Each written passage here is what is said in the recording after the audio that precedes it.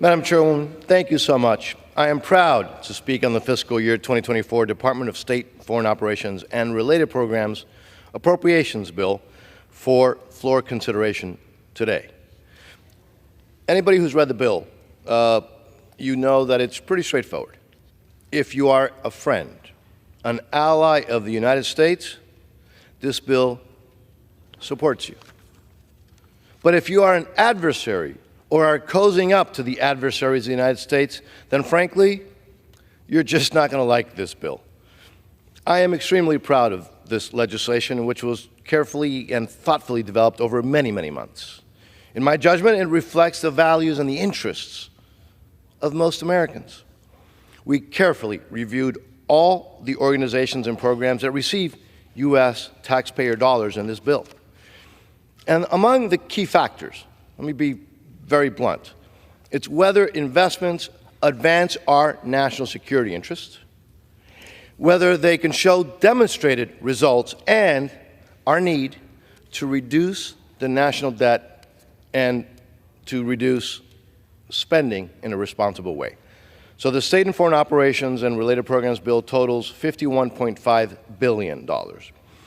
It cuts $8.2 billion, that's a 14% reduction, below the 2023 enacted level, and $17 billion, or 25% below the President's request.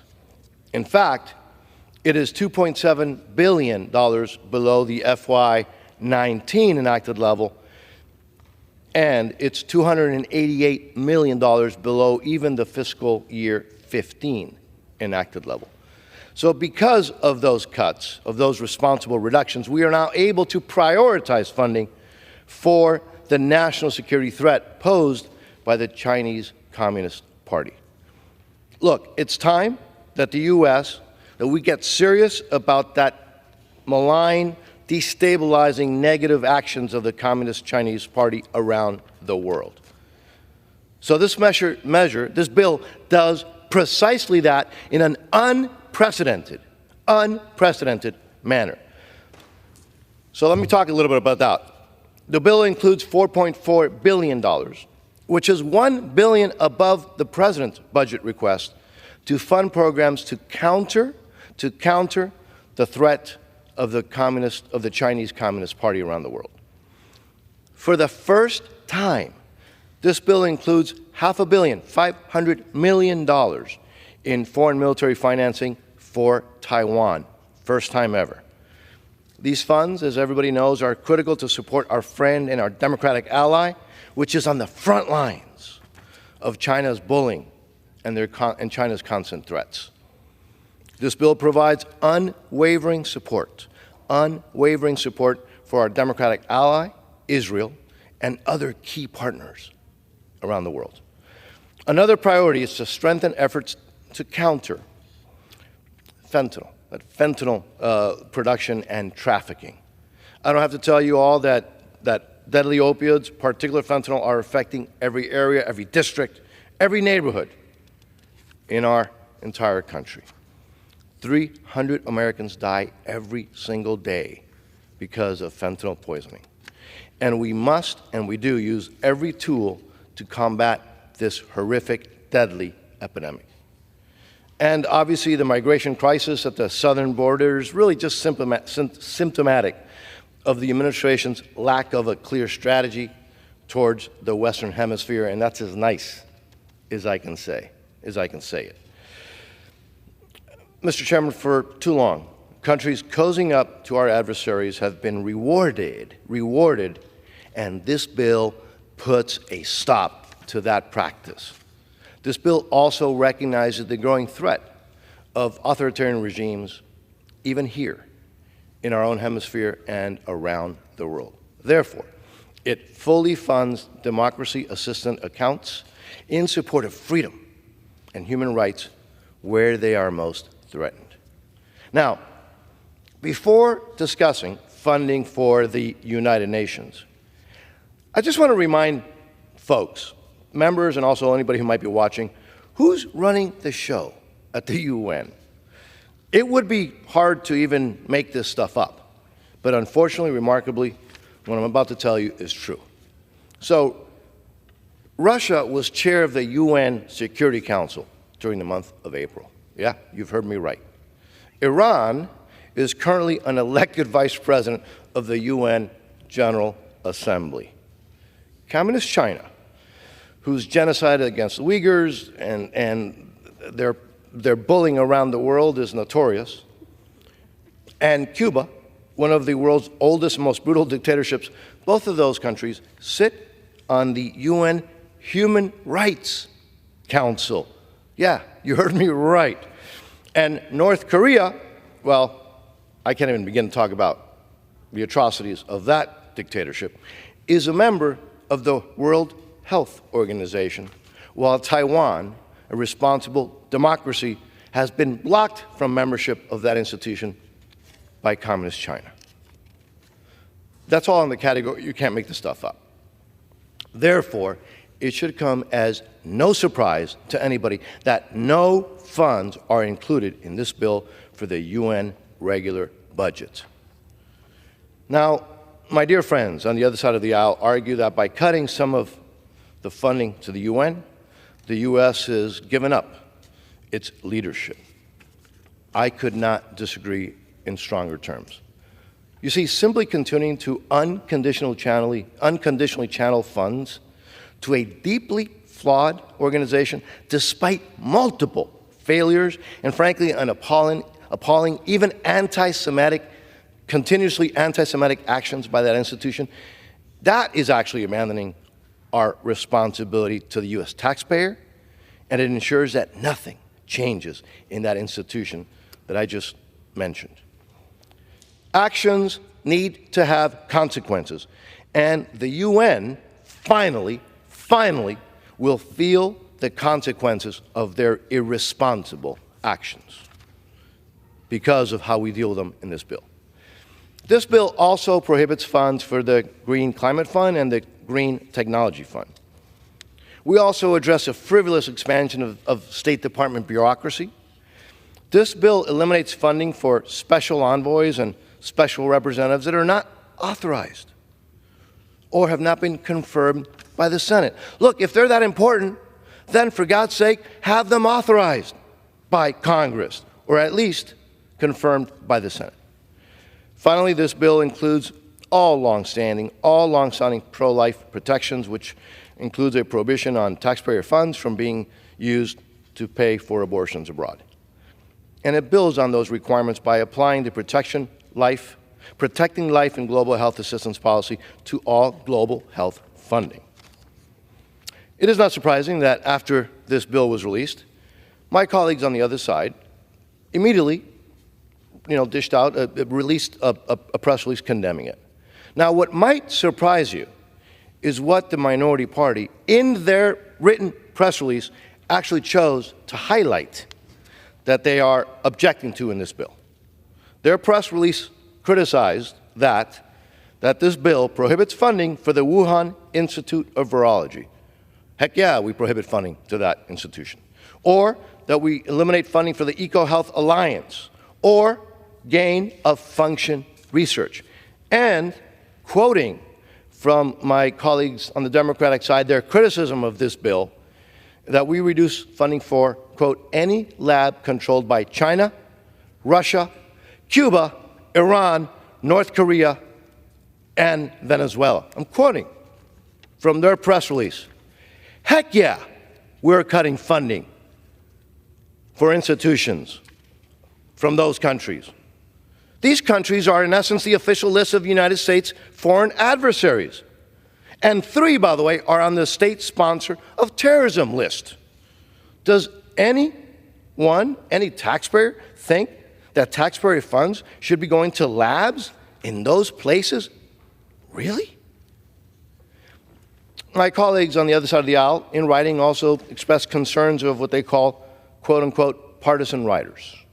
That specifically highlighted, however, specifically highlighted the provisions on funds in this bill to the government of the PRC and the Chinese Communist Party, and also that we prevent lending from international financial institutions to the PRC.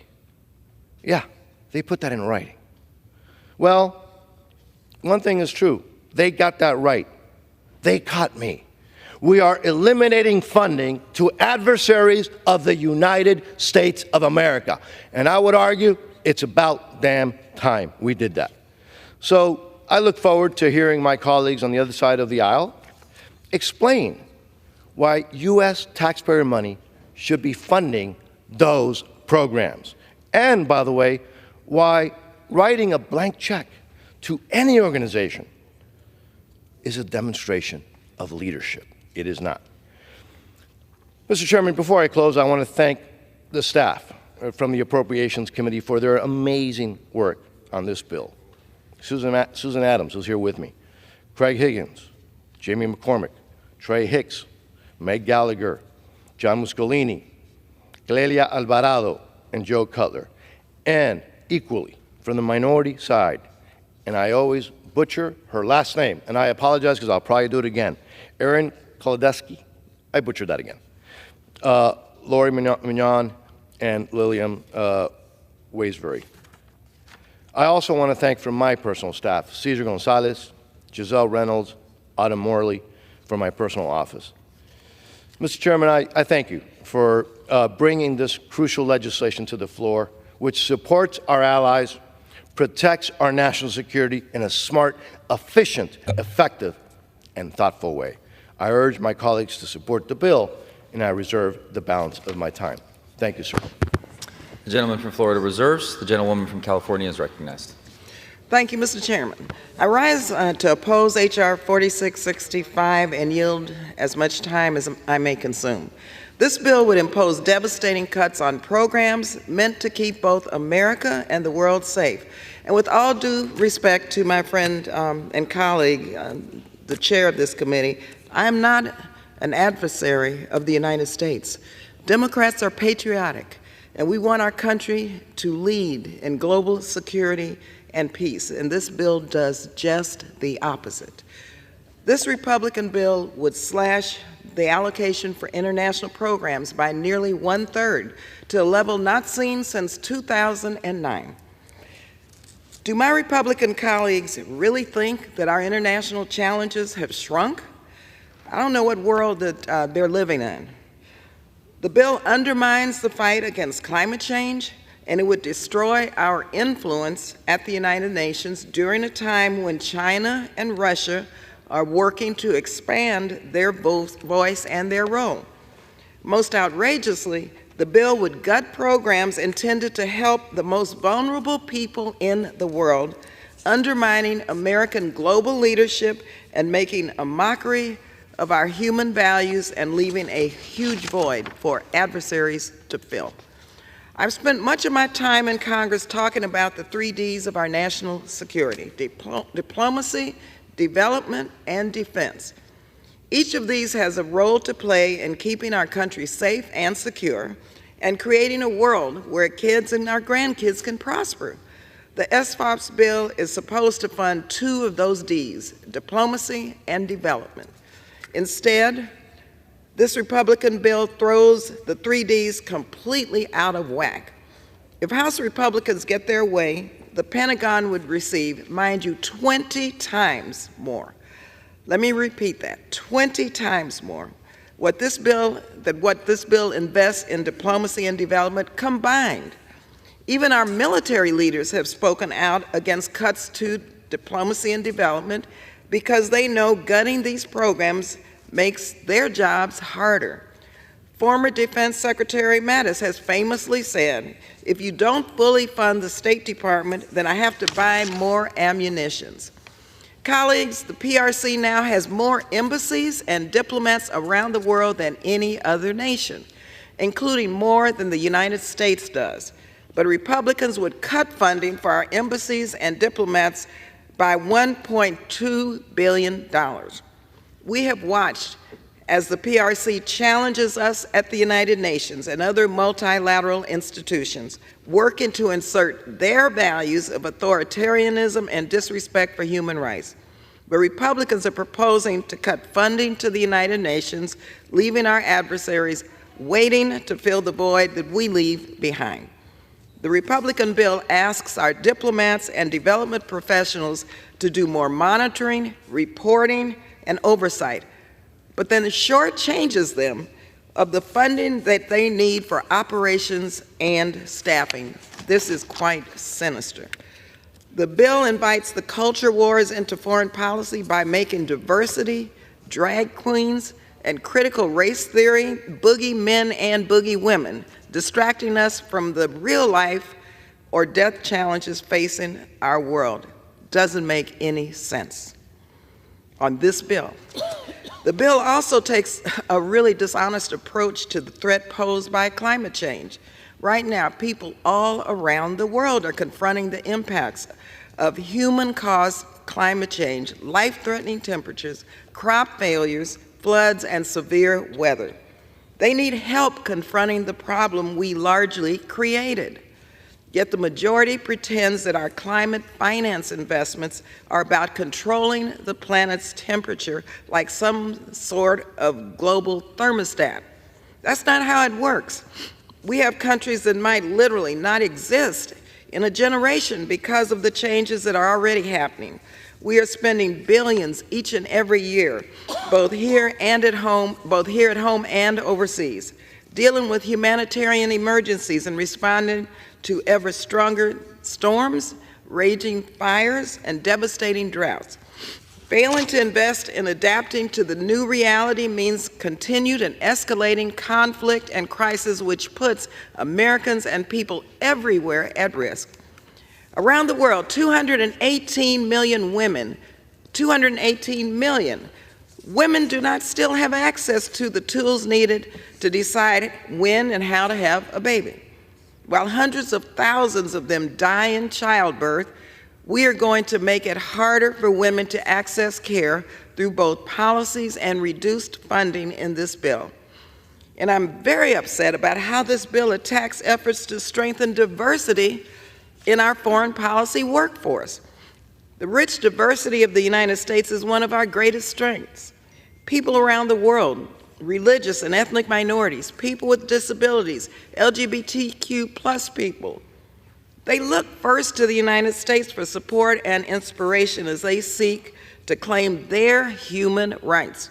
It's unimaginable to me that my Republican colleagues, well, no, it's not really, given what's taking place in our own country. But once again, you all see a threat in efforts to make sure that our diplomats and development experts reflect and respect that same diversity. The world is watching us. The world is full of threats that don't respect borders, from climate change to pandemics to assertive dictators. Most countries would prefer to partner with the United States to confront these challenges. But by bringing this bill to the floor with these cuts to the House floor, mind you, the Republican majority broadcasts a clear message to the world: take a hike. Trust me, the PRC is ready to take advantage of our absence, and I think everyone has seen this around the world. Colleagues, it's September 28th. The government shuts down, unfortunately, even though we're fighting as Democrats to prevent this from happening. But today, we're considering a bill that has no chance of becoming law. We should be working today to make sure that we keep our government open. House Democrats will not support a bill if it means turning our backs to the world's most vulnerable women or the looming threat of climate change. In the end, final appropriations bills will need bicameral and bipartisan support. And today we will likely get further away from that goal, not closer. This really is wasting everyone's time. So I urge my colleagues to oppose this destructive bill. We are not adversaries. We're patriotic, and we want our country to succeed in its mission and its role as global leaders, leading peace and security efforts throughout the planet. I reserve the balance of my time. The gentlewoman from California reserves. The gentleman from Florida is recognized. Mr. Chairman, I am now really honored to yield 5 minutes to this champion of human rights from the great state of New Jersey, Mr. Smith. Gentleman is recognized. Thank my good friend for yielding. Mr. Speaker, the State Foreign Ops Bill under consideration today continues and strengthens the President's emergency plan for AIDS relief, or PEPFAR, for another year, fiscal year 2024, ensuring that critically needed medicines, including antiretroviral or ARVs and other life-saving interventions, are available to those who need them in Africa and elsewhere. Special thanks to Chairman Mario Diaz-Balart and the Committee on Appropriations for insisting that the noble purpose of PEPFAR not to be compromised or undercut by integrating and merging other agendas, including and especially the promotion of abortion by massively funding pro-abortion foreign non-governmental organizations and even instructing them to repeal pro-life laws. To that end, the new State Department bill reinstates the Protecting Life and Global Health Assistance Policy, also known as the Mexico City Policy. Sadly, upon assuming office, President Biden repealed Ronald Reagan's old Mexico City policy, when it ensured that PEPFAR's over $6 billion a year in taxpayer grant money wasn't subsidizing foreign NGOs that perform or promote abortion. Biden's PEPFAR core program, and this needs to be underscored because some people say, oh, they're not doing it. It says they will promote protecting and sexual and reproductive health and rights, including the ongoing rescission of the Mexico City policy. The executive director of UNAIDS, a prime PEPFAR partner, composed of WHO and the UNFPA and other UN agencies, welcomed Biden's repeal of the pro-life policy, saying that it showed his commitment to abortion rights.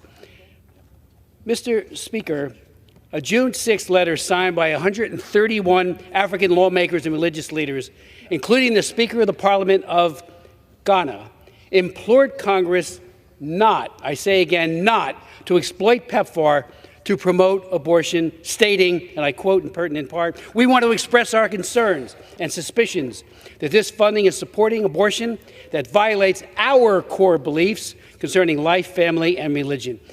Most of the African countries are solidly pro-life, and they are under siege by the NGOs that we are supporting.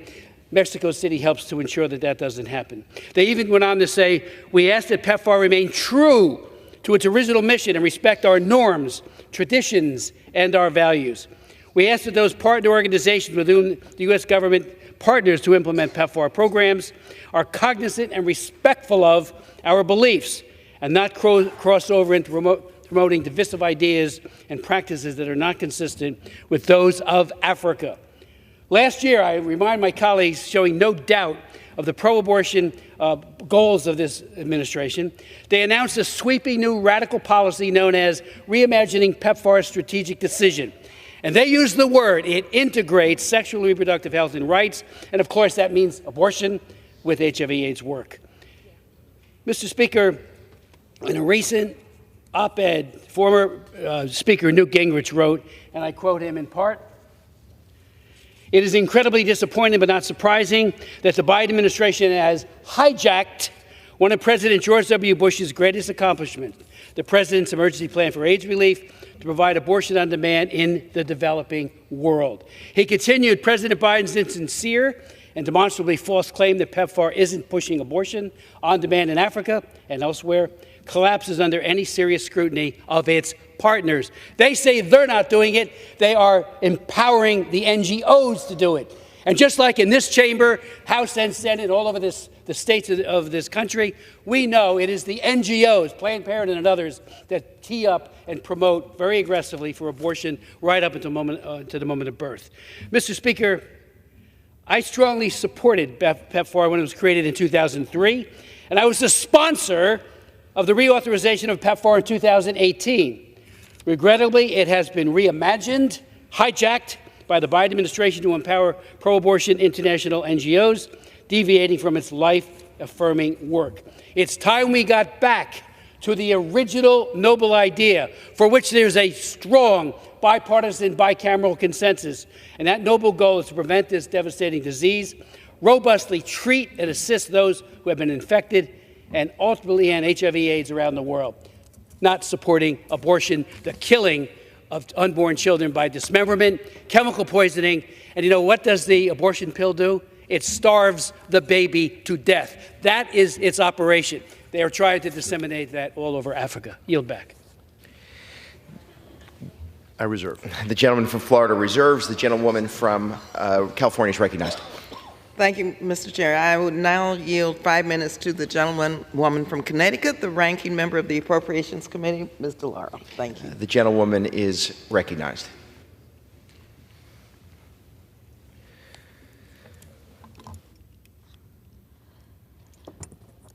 Mr. Speaker, I rise in opposition to the 2024 State Foreign Operations and Related Programs Funding Bill.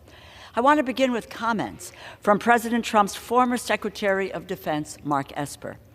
He had this to say in response to this very bill's cut of the state and foreign operations allocation. And I quote, "When we don't lead, we create a vacuum that will be filled instead by China." He continued, "America's leadership needs more than just military capability. Diplomacy and foreign assistance are part of it too." This proposed budget would upend that relationship by gutting our civilian toolkit and depriving America of the diplomatic leadership whose benefits I have seen last a lifetime. End his quote. Also, the Global Health Council, together with 70 other organizations, Catholic Relief Services, United States Global Leadership Coalition, the American Jewish Committee, Interaction, the One Campaign, the Christian Connection for International Health, and CARE USA have expressed serious national security concerns with the House Republicans' funding plan. Mr. Chair, I plan to submit a compilation of these concerns for the record. We are told that this 2024 State and Foreign Operations funding bill is tough on our adversaries. The opposite is true. This bill cedes America's position as the leader of the global community.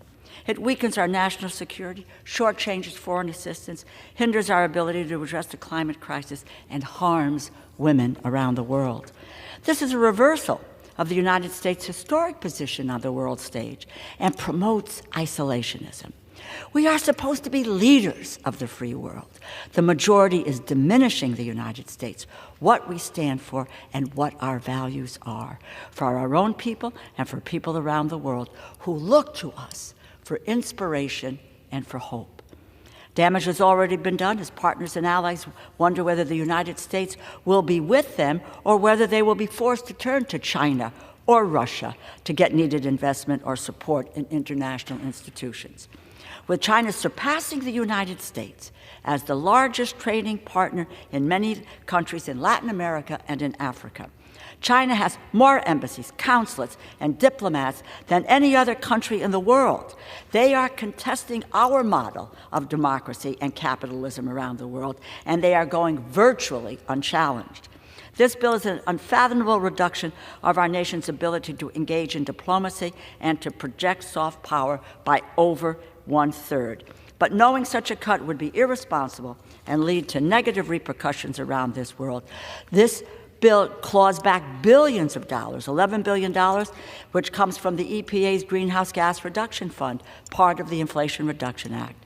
Yesterday, this body debated how to address the challenges related to thousands of desperate people reaching our southern border. And however, with these cuts, the Department of State and USAID will be forced to reduce programs that engage countries like Colombia and Guatemala to address the very conditions causing people to flee to the United States. We cannot wait to address the issue when people are already at our border.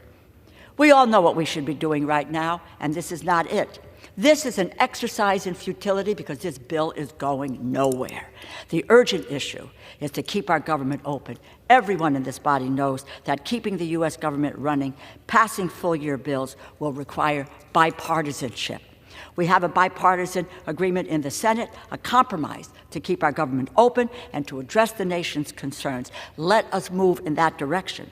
Democrats and Republicans already compromised when they passed the debt limit bill, but because House Republicans immediately reneged, they have moved us to the brink of a shutdown, a Republican shutdown that will have consequences on every senior, veteran, and child in America, and on our diplomats and our service members around the world. Let us move to keep our government open and support the Senate compromise, bipartisan compromise. Thank you, and I yield back.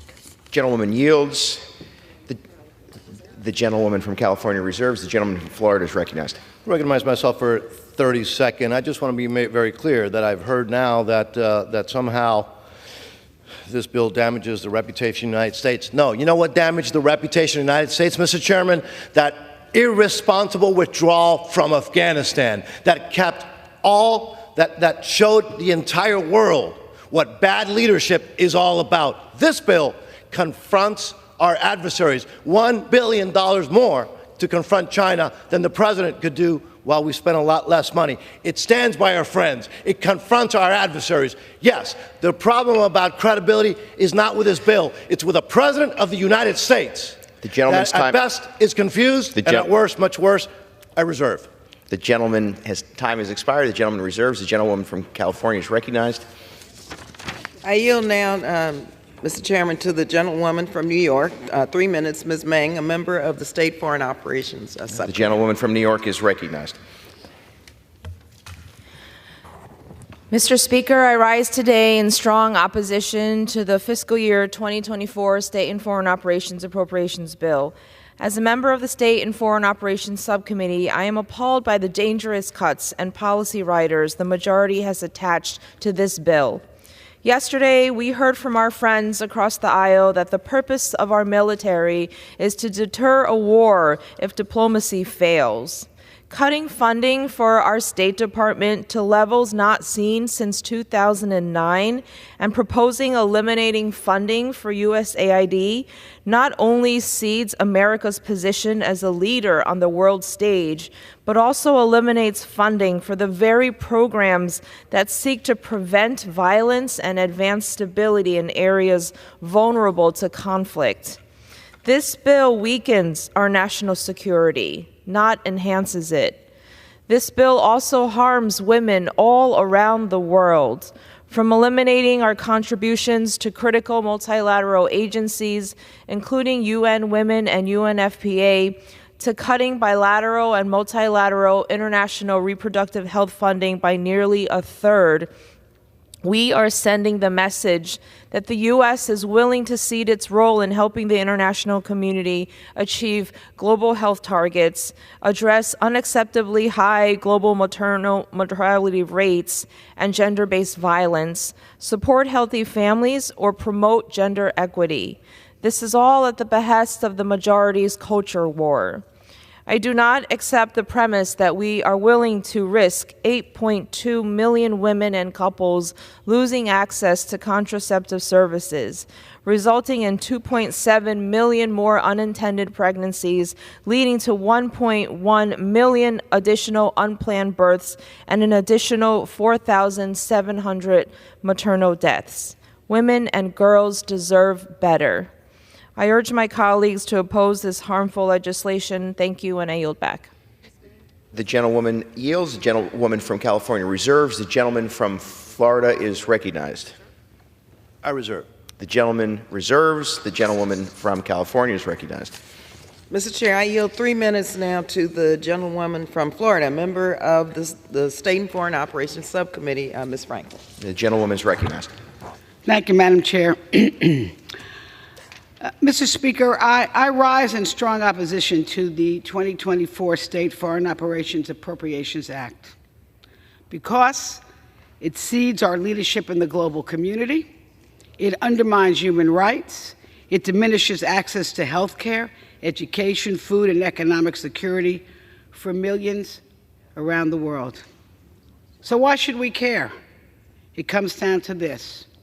When people have access to the basics in life, it means a greater risk for hopelessness and instability.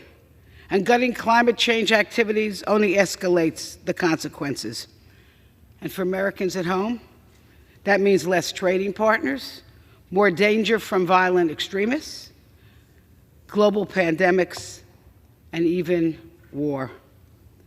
We live in a very complicated world, and this bill undermines diplomacy and commitments to our allies, our partners, and to make the world a better place in which to live, upending our commitments to the United Nations and turning our back on decades of relationship building, leaving a vacuum for unfriendly countries to fill. And if it's not enough, it hurts the most vulnerable women and girls in the world, slashing funding for women's health care, family planning, and blocking access to reproductive care. And let me make it clear to the politicians in this room, women, not the folks in this hall, should decide whether and when a woman should start or continue a family. Tragically, this bill is going to leave our country and the world less healthy, less safe, and even more divided, and so I must sadly urge my colleagues to vote against it. And I yield back. The gentlewoman yields. The gentlewoman reserves. The gentleman is recognized. Reserve. The gentleman reserves. The gentlewoman from California is recognized. Mr. Chair, I yield now 3 minutes to the gentlewoman from Florida, the ranking member of the Military Construction and Veterans Affairs Subcommittee, Ms. Wasserman Schultz. The gentlewoman is recognized. I thank the gentlelady for the yielding. Thank you, Mr. Chairman, and I rise in opposition to the State and Foreign Operations Bill, all while having tremendous respect for my colleague from Florida, with whom I share many points of view, but certainly not his on the State Foreign Operations Appropriations Bill before us. Here we are for the 4th time this week, bringing forward a bill that has no chance of becoming law. This bill is supposed to invest in programs and people that ensure the national security of the United States, protects her interests abroad, and promotes our democratic values around the world. This bill is supposed to show that the United States stands up for our allies and democratic values while countering adversaries on the global stage. This bill is supposed to fund the programs that improve the lives of women and girls around the world by investing in education, health, and economic development. It is supposed to ensure the United States can effectively wield our soft power. Instead, this bill packages devastating cuts with petty partisan riders. It needlessly harms our career service members and diplomats. It sends a message that the United States is willing to abdicate our role as a moral superpower, a role China and Russia are eager to fill. This bill says we will abandon our allies, our interests, and our democratic agenda, all to cater to the whims of an extreme fringe. The world is at an inflection point, more complex, more rife with threats than ever before. If there's any doubt, just look around. Russia has committed war crimes in Ukraine, and China has ratcheted up its aggression in the Indo-Pacific and ruthlessly cracked down on dissent at home. Authoritarians and dictators prop each other up from Latin America to the Middle East. They all bait us. They all bait the United States, challenging us to step up or stand down. In the face of that, this bill abdicates our responsibility to offer a viable alternative to protect allies and our vital interests here and around the globe. We all know that when we gut programs to promote global education and health, when we cast aside entrepreneurship support, and when we neglect multilateral institutions doing vital work, we undermine our ability and credibility to protect and defend, to truly make sure that we can keep the world safe with our allies. We lose our seat at the global table to ruthless thugs, dictators, and fascists when we try to pass harmful policy like this bill proposes. We do that at our own peril and imperil everything that Americans hold dear, which is why I urge my colleagues to oppose this cruel and dangerous bill, and I yield back the balance of my time. The gentlewoman yields. The gentlewoman reserves. The gentleman is recognized. Thank you, sir. I reserve. The gentleman reserves. The gentleman from California is recognized. Thank you, Mr. Chair. I yield myself such time as I may consume. First, thank you. Let me take a minute on the many partisan riders, included in the bill being considered today to raise a couple of points. The number of prohibitions seems to be really enormous. They proliferated, often with little concern to what the actual ramifications might be. It appears to be the approach of, if an organization has ever done something that you have not liked or a wild theory has circulated about, we will just prohibit it. We will pick up our ball and take it home. This is not just ineffective, it really is immature. The bill prohibits funds for the Chinese Communist Party. This sounds tough, but I was the previous chairwoman of this subcommittee, and this bill has not provided funding to the Chinese Communist Party. It's a red herring. It prohibits scientific cooperation with countries we do not like. not stopping to consider that while there may be or not be active collaboration currently, there may come a time when it is the United States' best interest to partner, not with the government, but with the people, with scientists, to pursue common goals. Indeed, we carried on scientific cooperation with the Soviet Union during the Cold War, not because we agree with their government, but it was in our own interest. The bill prohibits gain-of-function research. That sounds good, but my colleagues, consider that this same prohibited research is producing new therapies for cancer and cystic fibrosis. This research also helps us produce insulin for people with diabetes. Has the majority considered what the cost will be of cutting this off? The bill prohibits funding for the World Health Organization because they won't admit Taiwan. It is the member countries of the WHO that are making this decision, not the organization. With this bill, the PRC will continue to work against Taiwan's inclusion, but the United States won't be there to help. We are told that this bill is strong against our adversaries. I would argue just the opposite. This bill takes the easy route and leaves the field open for those who would challenge us. It makes dialogue and engagement harder, and it leaves our potential partners and allies who are deciding who they can turn to for help high and dry, and of course that won't be the United States. A couple of points on the United Nations. The UN is a forum for every country in the world. The United States, to my knowledge, does not get to pick who gets to be a sovereign country. Leadership of the United Nations committees, the General Assembly, they all rotate among members, which the chairman knows. This makes it even more important that the United States fully participates. This bill endangers that. I reserve the balance of my time. The gentleman reserves. The gentleman is recognized. Mr. Chairman, I yield myself 2 minutes. The gentleman is recognized for 2 minutes. I have great respect for the ranking woman, the ranking member of this subcommittee, because I'll tell you what, she is consistent, and her and I have developed a very good relationship. But you've heard it right now. Yes, this bill prohibits funding for the Wuhan Institute of Virology, the EcoHealth Alliance, gain-of-function research, and it also prohibits funding for any lab controlled by China, Russia, Cuba, Iran, North Korea, and Venezuela. We have a difference of opinion. I believe that taxpayer money going to labs controlled by these countries is just not something we should be doing. There is an absolute difference of opinion on that. If anybody believes that U.S. taxpayer money should be going for those things, and then you're going to have a problem with that part of this bill. If you, however, believe that U.S. taxpayer money should not go to fund those labs controlled by those countries, I would then ask you to support this bill. I reserve. The gentleman reserves. The gentleman from California is recognized. I reserve balance of my time. The gentlewoman reserves. The gentleman from Florida is recognized. Reserve. I reserve, Mr. Chairman. And the gentleman from Florida has the right to close. And the gentlewoman from California is recognized. Thank you, Mr. Chairman. I am prepared to close. The gentlewoman is recognized.